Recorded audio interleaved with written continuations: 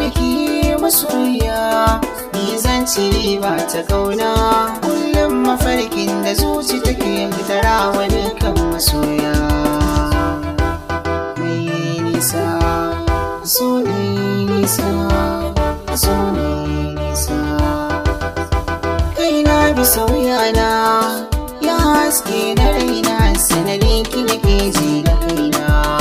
Sa'in da na kasance a kaɗaicin maraice, ke ce kika amsan kirana. Ni ban taɓa gushewa, mun yi miki yawa wakin zo sanda ake yin guduna. A cikin mata ba kamar ki a tantance, so na son kulawa, haka ma kyautata wani kankin ban ba mai musawa. Kullum tanadina in bauta wa ƙauna bin hidimar rikikar ne gazawa. Burin zuciyata kar ta yi mai kyauta, fatan ta ta yi kyautatawa. Tsaunin ƙauna ba a hawansa a sai ɓance, ina miki laifi kada ki ɗauki zafi in ma har na yi na rashin sani. Ko ni ne saraki zan zauna ƙasan ki domin yin haka ɗin martaba ne.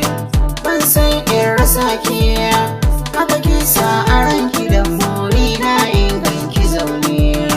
A ta gefe na mun kaɗaita muna zance, mene zai raba mu ko da ba a san mu sai mai rayu a layin masoya. Masarar sai idan ki tsare martabar kiki, haka ɗin wasu matan su koya. Nauyin da na ɗauka sai kin so ya sauka, ni kama alkawari ban musanya.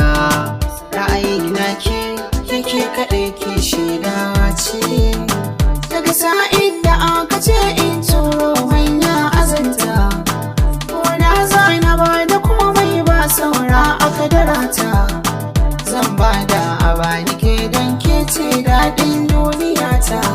Mai wanken daga tunanin da ke tattakura rayuwata.